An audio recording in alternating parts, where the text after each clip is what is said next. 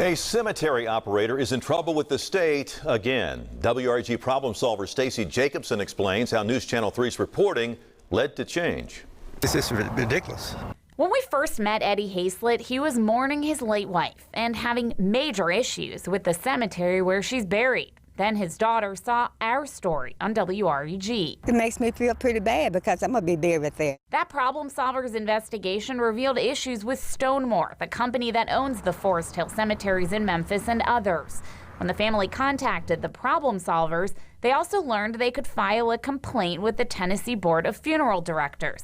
That's what Hayslett did, writing, "It's been more than 9 months and my wife still does not have a headstone." He mentions our story, saying he hopes the state will force some change. Turns out Hayslett wasn't alone.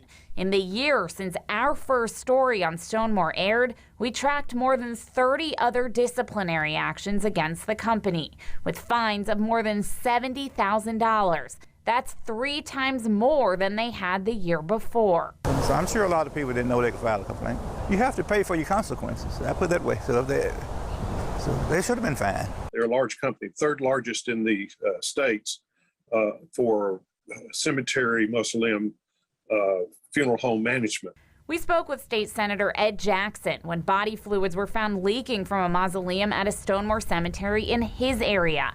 He brought the matter to the head of the Tennessee Department of Commerce and Insurance. How do you think our reporting on this had an impact?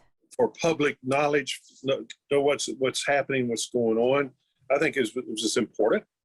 And it did, I think, play a big part in their reaction to getting things, making improvements. They have spent well over $100,000, a new roof, new interior of the mausoleum in Jackson. A Stonemore marketing executive sent the problem solvers a statement saying, quote, "We have received complaints from the Tennessee board and we are working with them to come to a mutually agreeable resolution." Most people didn't know what was going on there, so they was exposed, and so they had to, try to take care of some of the things that was exposed. In Hayslett's case, he says they finally installed his wife's headstone. Do you feel like we solved your problem? I do. I feel like it was a great part in solving the problem. If you have an issue with the Stonemore Cemetery or any other one, you can always file a complaint with the state to launch an investigation. Solving problems in Memphis and Jackson, Stacey Jacobson, WREG, News Channel 3. The problem solvers have been requesting interviews with Stonemore management in Memphis for more than a year. So far, they have rejected our requests.